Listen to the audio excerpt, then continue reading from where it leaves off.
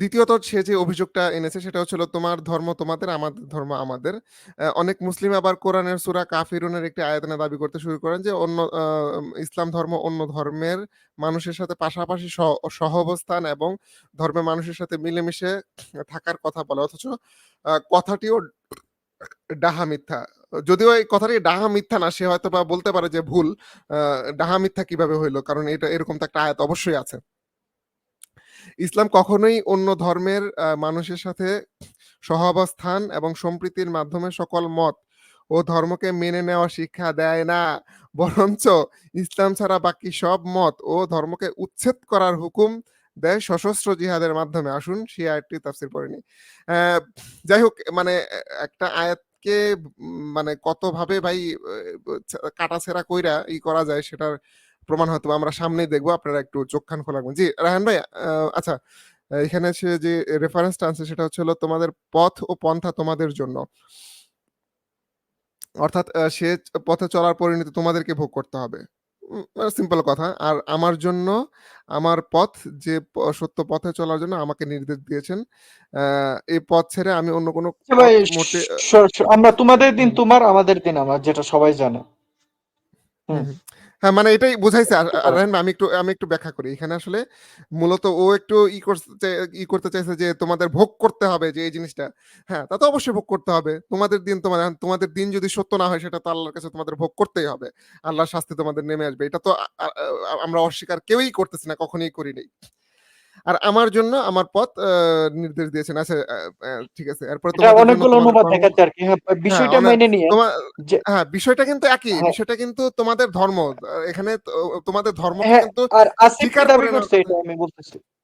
ওই জি, যে জি, সেটা বলেন। ইসলাম কি করে, কখনোই অন্য ধর্মের মানুষের সাথে সহাবস্থান এবং সম্প্রীতির মাধ্যমে সকল মত এবং পথ ধর্মকে বেছে নেই না।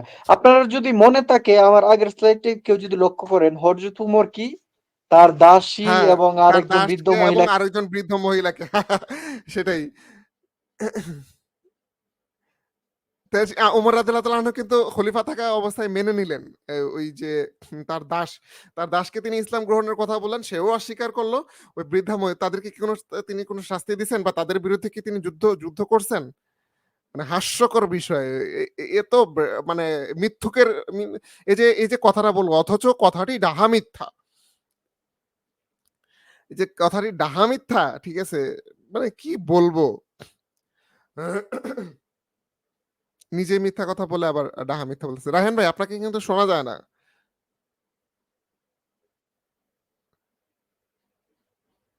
রায়হান ভাইয়ের ডিভাইসে সম্ভবত আমিও সমস্যা শুনতে হচ্ছে। পাচ্ছি না। রায়হান ভাইকে আমিও শুনতে পাচ্ছি না। হ্যাঁ, হ্যালো রায়হান আরেকটা ভাই, আপনি কি এখন? হ্যাঁ, আরেকটা ডিভাইস দিয়ে যুক্ত এখন হইছে। আচ্ছা, না আমার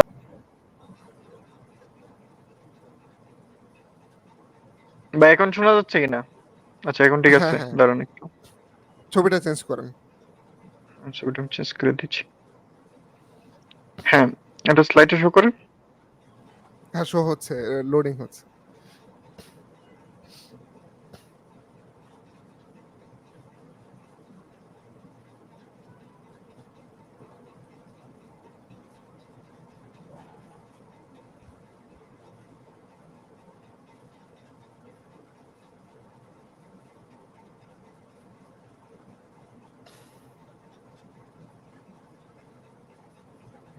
এই ছবির রহস্য কি মাহবুব ভাই?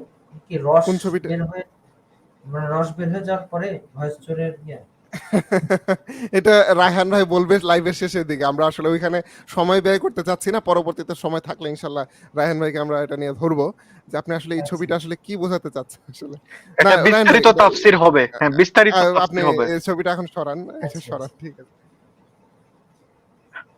হুম। বাবু ভাই, এখানে তার এটা মনে রাখেন যে ইসলাম সহাবস্থান এবং সম্প্রীতির মাধ্যমে সকল ধর্মকে করার শিক্ষা দেয় না, বরঞ্চ ইসলাম ছাড়া সব ধর্মকে উচ্ছেদ করার হুকুম দেয় সশস্ত্র জিহাদের মাধ্যমে। হ্যাঁ, আমরা একটু নেক্সট স্লাইডে যাই নাকি মাহবুব ভাই? জি, জি।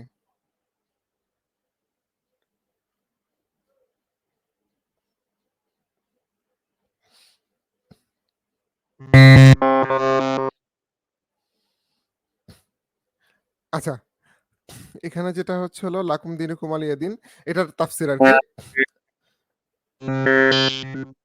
রায়হান ভাই একটা শব্দ হচ্ছে আপনার এখান থেকে। এটা নয়েজ হচ্ছে রায়হান ভাই, আপনার ওখান থেকে নয়েজ হচ্ছে। উনি চলে গেলেন। মিনার ভাই, তো যে বিষয়টা আসছে সে হচ্ছে হলো, আমরা যে এই যে হিন্দু মুসলিম বৌদ্ধ খ্রিস্টান আমরা যে বাংলাদেশে একত্রে বসবাস করতেছি, সেটা আসলে এই ভয়েস চর্জে তার সহ্য হচ্ছে না। মোট মোট কথা তার সহ্য হচ্ছে না। হুম। জি কারণ হচ্ছে মাহবুব ভাই, হলো, হ্যাঁ, আপনি শেষ করেন, আমি বলছি। হ্যাঁ হ্যাঁ, কারণ হচ্ছে হলো যদি সহ্য হইতো, মানে আমি এই কথাটা কেন বলতেছি, মানে আমি কারণটা উল্লেখ করি, যদি সহ্য হইতো মিনার ভাই, এখানে সকল কোনো আলেম, মানে এই বিগত 50 বছরের মধ্যে কোনো আলেমকে কি আপনি বলতে শুনছেন যে এই হিন্দু হিন্দু একে এখান থেকে উচ্ছেদ করতে হবে, একে মেরে ফেলতে হবে, একে রাখা যাবে না, কোনো আপনার প্রতিবেশী কোনো হিন্দু থাকতে পারবে না, এরকম কি আজ পর্যন্ত, মানে স্বাধীন হওয়ার পরে বা আর আগেও আমি আমি তো কখনোই শুনি নাই। আপনারা কি কখনো শুনছেন? এরকম কোনো রেকর্ডও আছে নাকি? কোনো পত্রিকার না না, কাটিংও আমি আছে কিনা? মুসলিম, আমি যেসব মসজিদে নামাজ পড়ছি, আমি তাহলে কোনো জায়গায় তো তাহলে ইমাম সাহেবকে এমন মিনার ভাই, কথা তাহলে বলছি এত না। বছর পরে, ঠিক আছে, এত বছর পরে মানে এই কথাগুলো বলাটা, এটার একমাত্র উদ্দেশ্যই হচ্ছে হলো যাতে করে কারণ হিন্দু ভাই আর এটা মুসলিম ব্যবসা ভাই, এটা ব্যবসা। এটা করে যদি মুসলিমরা যত ইয়া করবে, মানে দেখাইতে পারবে, ততই ওরা বোঝাইতে পারবে যে আমাদের নাস্তিকতাই শ্রেষ্ঠ। এটা আসলে পুরো একটা ব্যবসা হবে আর কি, আর কিছুই না। ব্যবসা। জি, জি রাহেন ভাই, এখন আপনি ওরা- একটু একটু আনমিউট করেন, দেখি আপনাকে কেমন শোনা যায়। হ্যাঁ, এখন ঠিক আছে? হ্যাঁ ঠিক আছে, ঠিক আছে, আপনি বলেন। হ্যাঁ, তাহলে ইসলামের যে বিষয়গুলো আসে, ইসলাম নাকি সহাবস্থানে থাকতে দেয় না। হুম, মানে সম্প্রীতির মাধ্যমে আর কি। এই যে বিষয়টা সে দাবি করে, আর তো বর্তমান সময়ে তো এই নিয়ে আরো মিথ্যাচার দেখা যাচ্ছে। আমরা একটু নেক্সট স্লাইডে যাই। সেখানে একটু তাফসির দিয়েছিল এই আয়াতের। জি, তাফসিরটা যদি একটু মাহবুব ভাই একটু পড়তেন। জি, রেড অংশটা একটু এখানে ফাস্ট করে এখানে নেন। এখানে হ্যাঁ, এখানে যে আয়াতটার কথা সে বলছে আর কি, লাকুম দিনুকুম ওয়ালিয়া দিন, তোমাদের দিন তোমাদের, আমার দিন আমার। এই এটার তাফসির করছেন, এটা কোন তাফসির থেকে দেখাচ্ছেন ইয়া ভাই, রায়হান ভাই? এটা তাফসীরটার নাম একটু আসিফ বলে দেন। দেখাইতেছিল। এটা ও আসিফ আচ্ছা, দেখাইতেছিল। ও আচ্ছা এটা আচ্ছা আচ্ছা আচ্ছা, ঠিক আছে। এটা কোন আসিফের। তাফসীর, কোন তাফসীর থেকে সেটা বলে দেন মাঝখানে তাহলে। আচ্ছা, যা লেখা আছে সেটা হচ্ছে হলো, এই আয়াতটির অর্থ অবলোকন করে অনেক লোক বিভ্রান্ত হয়। তারা বলে তা দ্বারা ইসলাম অন্যান্য ধর্মাবলম্বীদের ধর্মের স্বীকৃতি দিয়েছে। যদি তাদের ধর্ম সত্যই না হয়, তবে কোরআনে এই কথা কেন বলা হলো যে তোমাদের ধর্ম তোমাদের এবং আমার ধর্ম আমার? এটা দ্বারা দুই ধর্মকে পাশাপাশি অবস্থান করা এবং আহ, একে অপরের উপর হস্তক্ষেপ না করার স্বীকৃতি পাওয়া যায়, কিন্তু দিন শব্দ দ্বারা এখানে আচ্ছা আচ্ছা, পুরুষ এটা এটা নয়, একটু দাঁড়ান মাহবুব ভাই, কি কি বলছে? দুই ধর্মকে? হস্তক্ষেপ না করার স্বীকৃতি পাওয়া যায়। আচ্ছা, তো এই চুনাহাগা আসিফ কি বলছে একটু দেখেন তো এখন পড়ে একটু। হ্যাঁ, ও ও বলতেছে এটা একটা ডাহা মিথ্যা কথা। আচ্ছা, ই করি আমরা পুরা তাফসীরটা পড়ি একটু। ইয়ে ভাই, না রায়হান না ভাই। না, ইসলাম কখনোই অন্য ধর্মের মানুষের সাথে সহাবস্থান সম্প্রীতি এই মানে মেনে নেয়ার শিক্ষা দেয় না। তো এই সে যে রেফারেন্স দিচ্ছে, ওই রেফারেন্সই তো বলছে যে অন্য ধর্মের সাথে পাশাপাশি অবস্থান করার, হস্তক্ষেপ না করার স্বীকৃতি পাওয়া যায়। মানে তার আচ্ছা, তো রেফারেন্সই তো যেহেতু এটা দেয়া। যেহেতু জিনিসটা তাজা আছে, তাহলে আমি একটা হাদিসও আপনাদেরকে দেখায় দেই এখানে। যে জিনিসটা বলা হচ্ছে, যদি এরকম সহাবস্থান জায়েজই না হইতো, আমি একটা স্লাইড দেখাই, একটা স্ক্রিনশট দেখাই। দেখেন, আদাবুল মুফরাদ, ঠিক আছে, প্রতিবেশীর হক, ঠিক আছে, এখানে আদাবুল মুফরাদ সম্ভবত ইমাম বুখারীর একটি হাদিস গ্রন্থ। মিনার ভাই, মনে হয় সঠিক কিনা একটু বলে দিন। এটা সম্ভবত ইমাম বুখারীর একটা হাদিস গ্রন্থ, আদাবুল মুফরাদ। আচ্ছা, যাই হোক, এটা হ্যাঁ হ্যাঁ, জি সহিহ ভাই, হাদিস। হ্যাঁ, এটা ইমাম হ্যাঁ, এটা ইমাম বুখারী রাহিমাহুল্লাহর হুম। একটা হাদিস এবং গ্রন্থ, হাদিসটার আদাবুল মানও মুফাররদ। সহিহ। এই হাদিসটাতে যেটা বলা হচ্ছে, ইবনু জুবাইর রাদিয়াল্লাহু তাআলা আনহুকে অবহিত, মানে ইবনে আব্বাস রাদিয়াল্লাহু তাআলা আনহু ইবনে জুবাইর রাদিয়াল্লাহু তাআলা আনহুকে অবহিত করে বলেন, আমি নবী সাল্লাল্লাহু আলাইহি ওয়াসাল্লামকে বলতে শুনেছি যে, যে ব্যক্তি প্রতিবেশীকে অভুক্ত রেখে তৃপ্তি সহকারে আহার করে সে মুমিন নয়। আর প্রতিবেশী কে হবে? দেখেন প্রতিবেশী আহ, কি মানে, এটার জন্য আরেকটা হাদিস আমি দেখাই। প্রতিবেশী কি অমুসলিম হতে পারে কিনা সেটার একটা হাদিস দেখে আমি আপনাদেরকে। এই যে এটাও আদাবুল মুফরাদেরই হাদিস। আব্দুল্লাহ ইবনে আমর রাদিয়াল্লাহু তাআলা আনহু থেকে বর্ণিত, তার জন্য একটি ছাগল জবাই করা হলে তিনি তার গোলামকে বলতে লাগলেন, তুমি কি আমাদের ইহুদি প্রতিবেশীকে তা দিয়েছো?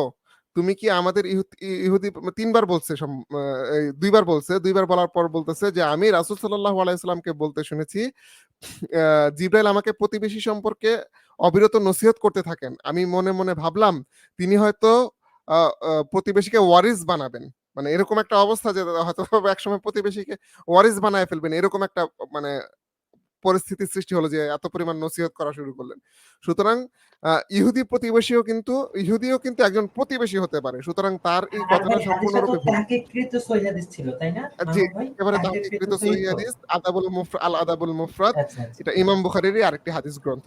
জি। আচ্ছা, আচ্ছা। না রাহেন ভাই? থাকে ভাই, মাহমুদ ভাই কেউ কেউ আমরা একটু থাকে যারা তাড়াতাড়ি করো, হ্যাঁ। তাহকিককৃত জয়ীফ হাদিস থেকে দলিল দেয়, এরকমও থাকে জার্মানিতে এরকম। কালকে আচ্ছা, জাল আচ্ছা, হাদিস হ্যাঁ। দেখাইলাম না, কালকে জাল হাদিস একটা দেখাইছি তো। আচ্ছা, আচ্ছা, যাই হোক, একটু ফাস্ট করা আচ্ছা দরকার রাহেন ভাই, আমাদের। হ্যাঁ, এখন আমি কি কন্টিনিউ করব? মানে ইয়েটা কন্টিনিউ করব এটা নাকি? তো এনাফ হয়ে গেছে তার এখান থেকেই হ্যাঁ, মনে শিওর, করেন, শিওর। দেখেন এখানে পাশাপাশি অবস্থান করার স্বীকৃতি পাওয়া যায়, আর সে বলছে পাশাপাশি অবস্থানের স্বীকৃতি পাওয়া যায় না। সে তো নিজেকে খণ্ডন করে দিছে এখানে। মনে হয় এই বিষয়টা আমরা এখানে স্কিপ করা দরকার। এটার খণ্ডন করার কি আছে বলেন? তার এখানে এটা দেয়া আছে নাকি আর কিছু বলবেন? এটা তো টাইম ওয়েস্ট করার দরকার নাই, তার এখানে অনেকগুলা জিনিস। আচ্ছা, আর হ্যাঁ, যেসব দেখেন তাহলে কাফের আপনি হ্যাঁ, আপনি করতে চাইলে করেন। হ্যাঁ, কন্টিনিউ করেন। কাফেরদের সাথে অবস্থানের আরো একটা আমি হাদিস একটু দেখিয়ে দেই। যেসব কাফেররা মুসলিমদের বিরুদ্ধে যুদ্ধ করেনি, তাদের দেশ থেকে বহিষ্কারে অংশগ্রহণ করেনি, আলোচ্য আয়াতে তাদের সাথে সদ্ব্যবহার করার ইনসাফ করার নির্দেশ দেওয়া হয়েছে এবং নেই এবং সুবিধার জন্য প্রত্যেক কাফেরের সাথে জরুরি।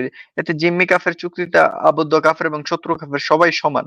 অন্যান্য বর্ণনায় এসে আসমা রাদিয়াল্লাহু তাআলা আনহার জন্য আবু বকর সিদ্দিক রাদিয়াল্লাহু তাআলা আনহুর স্ত্রী কুতাইলা হুদাইবিয়া সন্ধির পর কাবের অবস্থায় মক্কা থেকে মদিনায় পৌঁছেন এবং আসমার জন্য কিছু উপঢৌকন সাথে নিয়ে যান।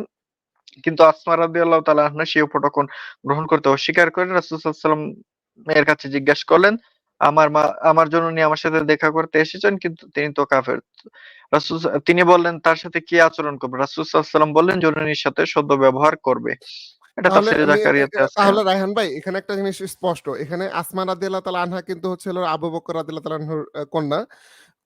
হুম, এবং আ আবু বকর রাদিয়াল্লাহু তাআলা আনহুর আরেকজন স্ত্রী কুতাইলা, তিনি মানে অর্থাৎ এ আ আসমা রাদিয়াল্লাহু তাআলা আনহুর যে মা, তিনি ছিলেন হলো কাফের। তিনি মক্কায় ছিলেন এবং হুদায়বিয়ার সন্ধির পর তিনি আ মদিনায় কিন্তু আসেন। মদিনায় আসেন হলো কাফের অবস্থায়।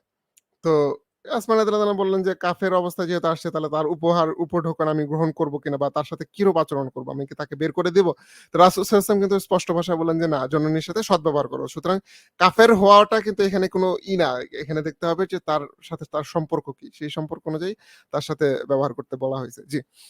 আচ্ছা। যে এই হাদিসটা আপনারা মুত্তাফিকুন আলাইহিতে পাবেন, সুনানে পাবেন এবং মুসনাদে, সহিহ ইবনে হিব্বানে অনেকগুলো নাম্বার, 2620, বুখারীর, মুসলিমে 1003, আবু দাউদে 1668 এবং মুসনাদে আহমদে 6 খন্ডে 317 এবং সহিহ ইবনে হিব্বানে অনেকগুলা কিতাবে আছে এবং আরো অনেক যে বিষয়টা মুসলিমকে হত্যাকারী এবং আরো অনেক বিষয় এগুলা যুদ্ধখানি সময়ে।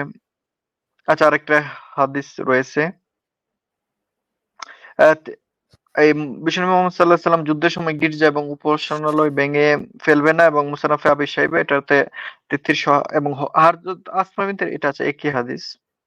আচ্ছা, যাই হোক, এবং ভিন্ন ধর্মের মা-বাবার প্রতি ভালো শ্রদ্ধার নির্দেশ দেওয়া হচ্ছে। এটা হচ্ছে একই হাদিসটা আসছে, এটা অনেকবার। মাহবুব ভাই তো এর আগে